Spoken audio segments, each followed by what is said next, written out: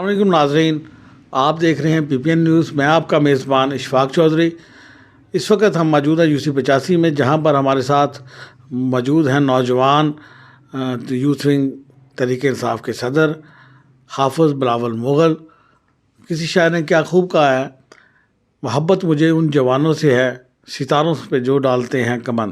آئیں حافظ بلاول سے گفتگو کرتے ہیں اور پوچھتے ہیں کہ وہ آج کل نوجوانوں کے لیے کن مسائل کا شکار ہیں اور وہ ان کے لیے کیا کر رہے ہیں. السلام علیکم حافظ صاحب، کیا حال ہے؟ جی وعلیکم السلام. پہلے تو میں PPN نیوز کا بہت شکر گزار ہوں جنہوں نے اپنا ٹائم نکالا اور حاضر ہوئے. تو پہلی بات آپ کے شعر سے کرتے ہیں. آپ نے بہت اچھا شعر سنایا نوجوانوں میں، تو مجھے بھی ایک شعر یاد آ گیا علامہ اقبال صاحب کا. علامہ اقبال صاحب فرماتے ہیں، عقابی روح جب بیدار ہوتی ہے نوجوانوں میں، نظر آتی ہے ان کو اپنی منزل آسمانوں میں.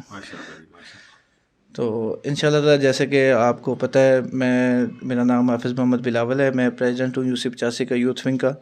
تو پارٹی نے مجھ پر اعتماد کیا ہے، یہ ذمہ داری دی ہے، انشاءاللہ تعالیٰ نبھا رہے ہیں اور آگے بھی نبھاتے رہیں گے.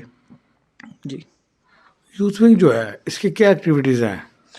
یوتھ ونگ کی جیسا کہ آپ کو سارا پتہ ہے، وزیر اعظم عمران خان صاحب نے شروع سے یوتھ کو بہت پروموٹ کیا. یوتھ کے لیے آج سے پہلے اتنے کام کبھی نہیں ہوئے یوتھ ونگ کو، کیونکہ نوجوان نسل جس طرح آپ پرانی سیاست جس طرح چلتی تھی، وہی چہرے وہی لوگ دوبارہ الیکٹ ہوتے تھے اور عوام کے سامنے پیش ہوتے تھے. جو نیچے والا طبقہ ہے، اصل نوجوانوں کو آگے لانے کا مقصد یہ ہے کہ ورکر آگے آئے.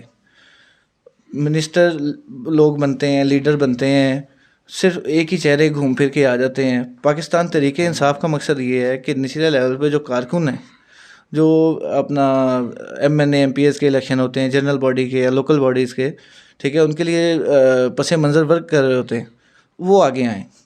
تو اس طرح انشاءاللہ تعالیٰ یوتھ کے حوالے سے بھی بہت سارے کام خان صاحب کر رہے ہیں. جس طرح نوجوان قرضہ اسکیم ہے، اس میں بھی آپ دیکھ رہے ہیں کئی نوجوانوں کو جو ہے وہ روزگار ملا ہے، قرضے دیے ہیں اور انہوں نے اپنے کام شروع کر دیے ہیں، اور بے شمار کام آپ کے سامنے ہو رہے ہیں اور آگے بھی انشاءاللہ تعالیٰ چلتے رہیں گے.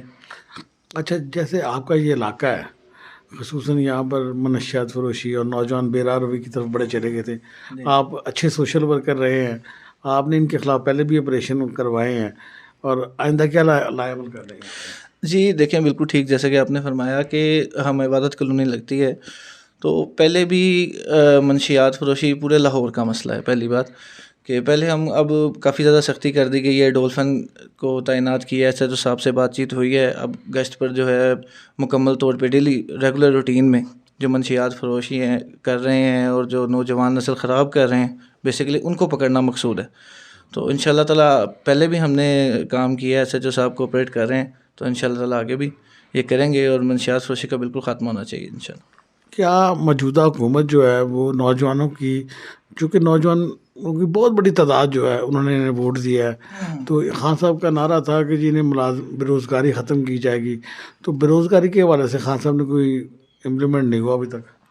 نہیں دیکھیں جی، بے روزگاری واقعی آپ صحیح کہہ رہے ہیں، بہت مسئلہ ہے ہمارے UC85 میں بھی اور اوور آل لاہور میں. پاکستان میں ہی غربت کا مسائل بہت زیادہ ہیں اور نوکریوں بہت کم ہیں. تو خان صاحب نے آپ دیکھیں آفیشیلی PPSC کی ویب سائٹ پہ، NTS میں، اور بے شمار جابز آ بھی رہی ہیں اور آگے بھی جو ہے وہ سسٹم کر رہے ہیں. یہ اپنا یہ آپ کا گھروں کا پروجیکٹ شروع کیا ہوا ہے ہم نے، ٹھیک ہے. اس میں جتنے کنسٹرکشن کے ڈپارٹمنٹ کو ہم خصوصی طور پہ دیکھ رہے ہیں کہ جی کنسٹرکشن جتنی زیادہ سے زیادہ ہوگی اتنے روزگار جو ہے مواقع فراہم ہوں گے، کیونکہ کنسٹرکشن کا کام ایسا ہے جی کئی لوگوں کے گھر اس کے ساتھ چلتے ہیں.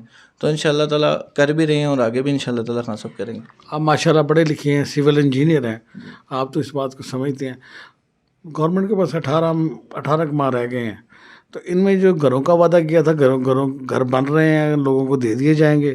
سر بالکل کام تیزی سے رواں دھوائیں، گھر بن رہے ہیں. انشاءاللہ تعالیٰ اگلے سال میں آپ کو چیزیں واضح ہو کر نظر آئیں گی اور انشاءاللہ گھر ملیں گے بھی. اور خان صاحب نے آج تک جو وعدہ قوم سے کیا ہے وہ پورا کیا ہے، تو آگے بھی انشاءاللہ تعالیٰ جتنے وعدے ہوں گے وہ پورے ہوں گے.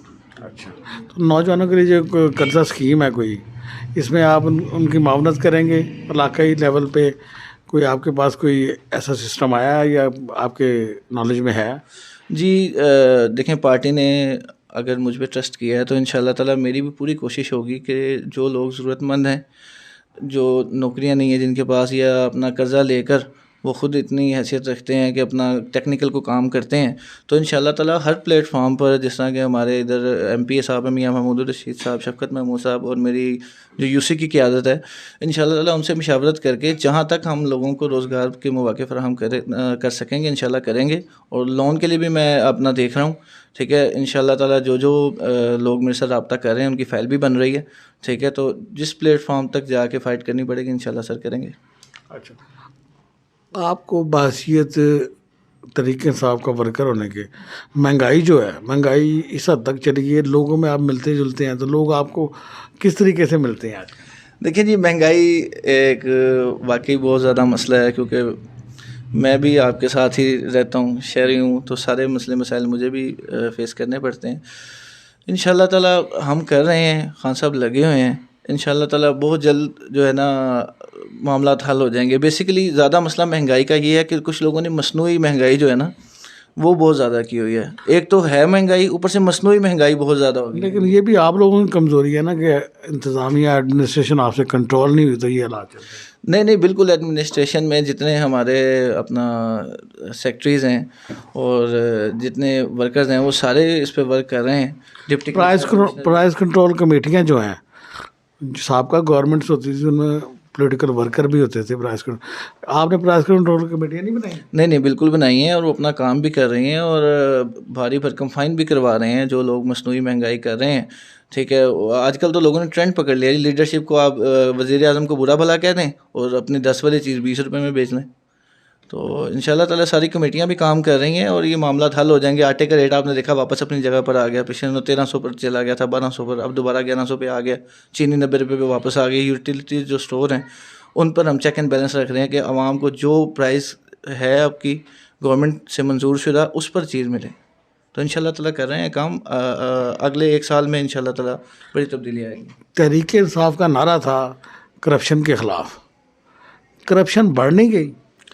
نہیں جی, میں نہیں سمجھتا کہ کرپشن بڑھ گئی. کرپشن دیکھیں ہر دور میں رہی ہے, اور اس میں کم ہو گئی ہے پہلے کی نسبت. چیک اینڈ بیلنس اداروں پہ زیادہ آ گیا ہے, اور پہلی چیز یہ ہے کہ ادارے اپنا کام خود کر رہے ہیں, کوئی زور نہیں ہے, زبردستی نہیں ہے, کوئی بلیک میلنگ نہیں ہے, ٹھیک ہے. ہر ادارہ, پولیس ہے, غیر جانبدار پولیس ہے, آپ جائیں فرنٹ ڈیسک بنے ہوئے ہیں, تو سارا سسٹم آرگنائز ہے. میں نہیں سمجھتا کہ کرپشن جو ہے مزید بڑھی ہے, کمی واقع ہوئی.